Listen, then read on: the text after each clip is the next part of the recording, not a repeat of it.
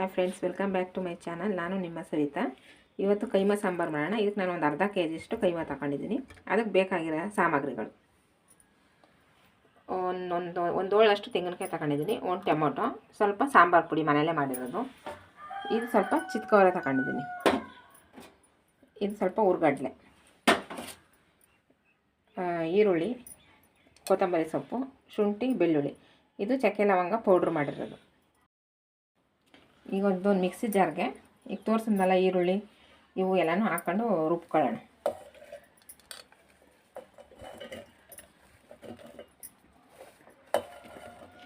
Separate ಮಾಡ್ಕೋಬೇಕು ಎಲ್ಲನೂ. ಅರಿಶಿನ ಈರುಳ್ಳಿ ಒಂದು ಖಾರ ಸಪ್ರೇಟ್ ಮಾಡಬೇಕು, ಖಾರದ ಪುಡಿ, ಕಾಯಿ, ಟೊಮೆಟೊ ಅದನ್ನೆಲ್ಲ ಒಂದು ಸಪ್ರೇಟ್ ಮಾಡಬೇಕು.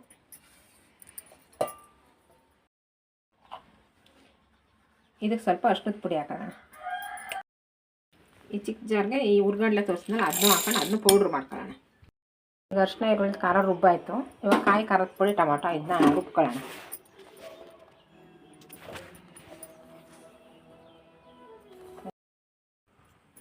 ಇದು ಹುರ್ಗಡ್ಲೆ ಪುಡಿ ಮಾಡಿದ್ದೀವಲ್ಲ ಅದನ್ನು ಸೇರಿಸ್ಕೊಳ್ಳೋಣ, ಒಂದು ಬೌಲ್ಗೆ ಹಾಕೋಣ.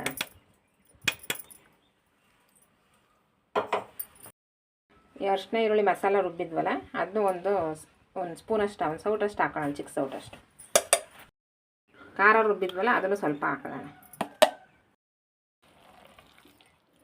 ಈ ಕೈಮನ್ ಮಿಕ್ಸಿ ಜಾರ್ಗೆ ಹಾಕೋಣ. ಇದನ್ನು ಒಂದು ರೌಂಡ್ ಆಡಿಸ್ಕೊಳ್ಳೋಣ. ಇದು ನೋಡಿ, ರುಬ್ಬಿರೋ ಮಸಾಲೆ ಎಲ್ಲನೂ ಹಾಕ್ಬಿಟ್ಟಿದ್ದ ಕಲ್ಸ್ಕೊಂಡಿದ್ದೀವಿ. ಇವಾಗ ಇದನ್ನ ಸಣ್ಣ ಸಣ್ಣ ಉಂಡೆ ಮಾಡೋಣ.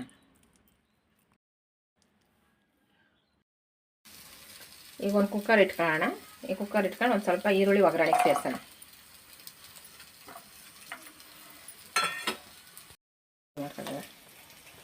ಇದು ನೋಡಿ, ಇದು ಈ ಥರ ಈ ಸೈಜಲ್ಲಿ ಉಂಡೆಗಳು ಮಾಡ್ಕೊಂಡಿದ್ದೀನಿ. ಈಗ ಇದನ್ನ ಎಣ್ಣೆ ಒಳಗಡೆ ಹಾಕಿ ಸ್ವಲ್ಪ ಎಲ್ಲ ಬಿಗಿ ಆಗಬೇಕು, ಆ ಥರ ಮಾಡೋಣ ಅದನ್ನ.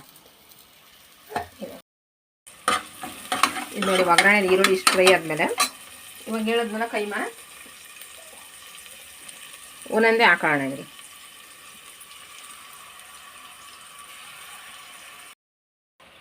ಇದು ನೋಡಿ, ಒಗ್ಗರಣೆಲಿ ಎಷ್ಟು ಚೆನ್ನಾಗಿ ಫ್ರೈ ಆಗಿದೆ. ಇವಾಗ ಇದಕ್ಕೆ ಚಿತ್ಕವರೆ ಸೇರಿಸೋಣ.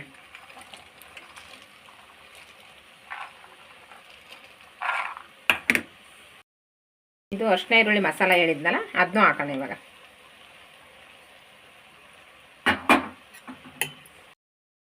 ಇವಾಗ ನೋಡಿ, ಖಾರ ಸೇರಿಸೋಣ ಇದಕ್ಕೆ. ಇದೆಲ್ಲ ಅವು ಕೈಮಾ ಅವೆಲ್ಲ ಅವೇ ಮೇಲೆ ಬರ್ತವೆ, ನಾವೇನು ಅದನ್ನೇನು ಇದು ಮಾಡೋದೇನು ಬೇಡ.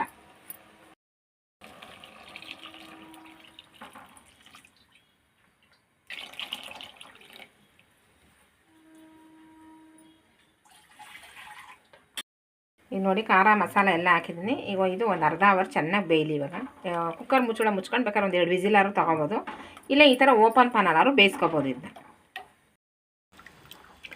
ನೋಡಿ ಎಷ್ಟು ಚೆನ್ನಾಗಾಗಿದೆ ಚಿತ್ಕವರೆ ಕೈಮಾ ಸಾಂಬಾರು.